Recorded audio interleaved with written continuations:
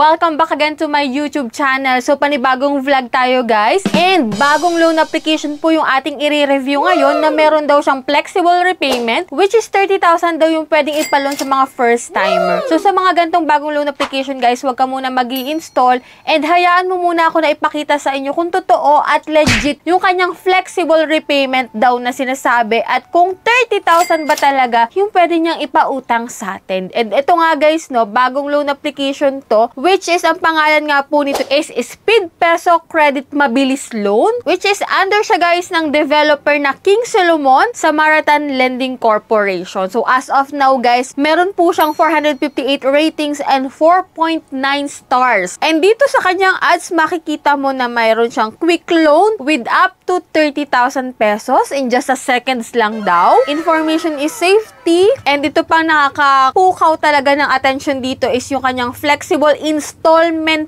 plan. So, loan in installments at any time daw. So, yun yung aalamin natin dito guys kay Speed Peso kung legit na installment ba talaga siya. Pero bago tayo pumunta dito guys kay Speed Peso, kung gusto mo nga po palang sumali sa aking pa-weekly GCash giveaway, tuwing Monday po yung aking announcement and nung Monday nga po, nag-announce po ako ng aking 5 lucky winners and kung hindi mo pa nalalaman kung sino-sino yung mga nanalo, i-check mo na yung video ko nung Monday. So, paano ba yung mechanics guys? Ang gagawin mo lang po is magsusubscribe ka sa aking YouTube channel. Ilalike mo tong video na to at mag-iiwan ka ng comment dyan sa comment section. So, ganun lang kadali. And every last Monday of the month, may isang mananalo ng aking pa-cellphone giveaway. Which is, pwede mo pong i-convert iyon into cash kapag ayaw mo po ng cellphone. So, dito guys, manunod ka lang ng pwede mong utangan online. May chance ka pa na manalo sa aking pa-GCash at pa-cellphone giveaway. And yan, dadako na tayo dito sa ating pag-uusapan talaga sa ating vlog. Which is si Speed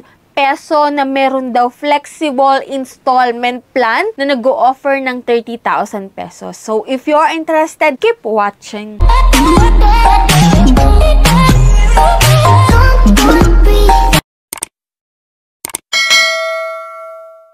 Disclaimer no, hindi po tayo agent or promoter nitong si Speed Peso. Dito guys, i-share ko lamang sa inyo kung anong mga napansin ko sa kanya at kung totoo ba na installment plan siya and 30,000 kaagad yung ini-offer sa first time. And dito nga guys, no, sa App Store po siya makikita. Hindi po siya available sa Google Play Store. And yan, pakita ko na sa inyo yung screen recording ng pag-loan ko sa kanya. Yan, kapag wala ka pang account, syempre maglalagin ka dito using your active mobile number. And yan, 30,000 nga yung bungad. And sakto naman dito sa features na pinapakita niya. And dito nga, magbe-verify ka ng iyong identity which is ito po yung mga fill upan mo dito. Dito number 1 sa eKYC is yung ID which is ito yung mga recommended ID type dito. Driving license, UMID passport, national ID, TIN, and health card. So kapag wala ka naman ng recommended ID, pwede ka naman dito guys sa postal ID, PRC, SSS, Pag-ibig, and voter ID. Yan, pipicturean mo lang po yung ID mo and yan. May mga fill upan ka dito like sa personal information, work information, hindi na kailangan doon ng payslip. And dito guys sa contact information, need nila ng 3 contact number. And make sure kung sino yung 3 ilalagay mo dito kasi maaari po nila yung i-text or tawagan. Unlike nung na-experience ko sa isang loan application na talagang tinawagan lahat ng contact number ko. And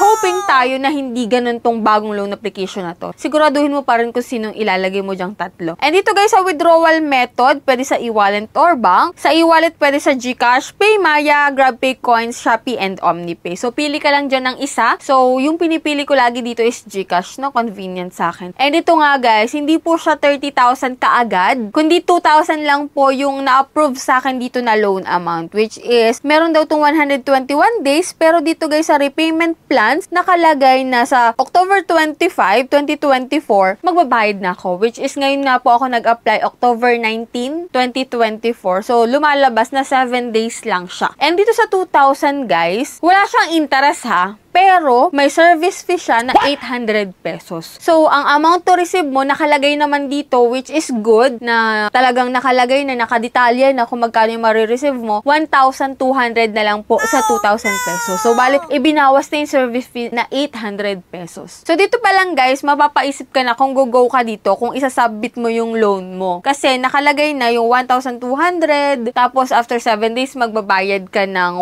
1,980 pesos. So, 20 na lang para maging 2,000 talaga. And yan, so nag-apply ako sa kanya and still reviewing pa yung application ko. Kasi ngayon lang naman ako nag-apply and ayan, vinlog ko siya para sa inyo. Ilalagay ko na lang po sa comment section kung approve ako dito or hindi kasi waiting pa rin naman po ako. Yan, and dito guys, check ko lang din pala, no? So, hindi ko na siya ilalagay sa comment section at binuksan ko muli yung kanyang app. So, dito guys, dito sa all, makikita mo dito na may finish akong application sa kanya. And nung kinilik ko yun, ayan, review failed. Ibig sabihin guys, hindi po ako na-approve dito. So, kung gusto nyo siyang itry, nasa sa inyo naman guys. Basta, inilatag ko na sa inyo kung magkano yung marireceive nyo, kung magkano yung ibabawas, and ito na failed nga po ako. So, hindi naman porket na failed ako sa application na to is pwede na rin kayong ma-failed. Meron dyang iba na maa-approve din talaga. So, yan guys. Pero pag-isipan nyo mabuti kasi nga 800 pesos kaagad yung mawawala dun sa maluloan nyo. Tapos, after 7 days, magpipay ka na agad. So, yan lang yung meron dito kay Speed Peso na bagong loan application, no? So, if ever man na nakapag-loan ka na dito before, is comment nyo dyan sa comment section and mag-share na rin kayo ng experience nyo dyan kung siya ba ay naghaharas na agad, kung siya ba ay naniningil na kaagad kahit hindi mo pa due date. So, let me know dyan sa comment section para mabasa na rin yung mga bago palang mag-a-apply dito. So, yan lang yung ating vlog for today. So, sana nagkaroon kayo ng konting idea. Click mo na rin po yung subscribe button para sa susunod na update natin sa mga loan application is updated ka na. So, i-turn on mo na rin po yung notification bell. That's it. Bye-bye na muna for now, guys. See you on my next vlog.